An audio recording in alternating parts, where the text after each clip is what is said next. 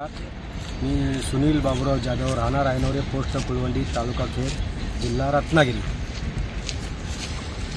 खोपी फाटा वेरळ ते खोपी दरम्यान रस्त्यासाठी खड्डे बुजवणे, झाडे लावणे व निगा राखणे, झाडे कटिंग म्हणजे तोडणे या संदर्भात मी माहितीच्या अधिकारात मी सार्वजनिक बांधकाम उपविभाग खेड यांच्याकडे माहिती मागवली होती, परंतु त्यांनी न देता मी प्रथम अपील सार्वजनिक बांधकाम विभाग चिपळूण यांच्याकडे अपील केलं। पण अपील केल्यानंतर सार्वजनिक बांधकाम उपविभाग खेड येथून बॅकडेटेडचं पत्र आलं, म्हणजे माझी दिशाभूल करण्याचा त्यांनी प्रयत्न केला।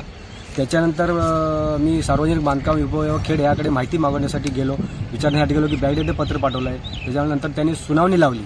सुनावणी लावल्यानंतर ही माहिती जी सार्वजनिक बांधकाम उपविभागाकडे मिळायला पाहिजे माहिती ती मिळाली नसताना यांनी सुनावणी लावली। त्यांनी सांगितलं 10 दिवसात या सुनावणीमध्ये त्यांना 10 दिवसामध्ये पत्र द्यावे। 9/1/2026ला सुनावणी लावली। त्याच्यानंतर 10 दिवसांनी मला पेपर देतो म्हणून सांगितलं, जी काय माहिती आहे ती मिळेल।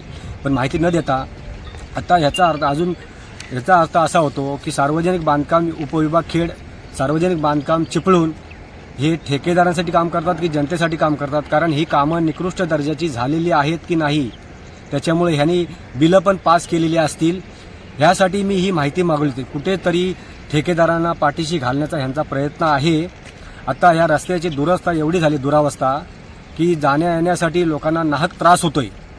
त्यामुळे मला माहिती न देता आता मी 26/1/2026 रोजी आमरण उपोषणासाठी बसणार आहे। कारण जे कोण अधिकारी असतील त्यांना निलंबित करण्यात यावे किंवा ठेकेदार असतील त्यांना ब्लॅक लिस्टला टाकण्यात यावे, ही माझी मागणी आहे।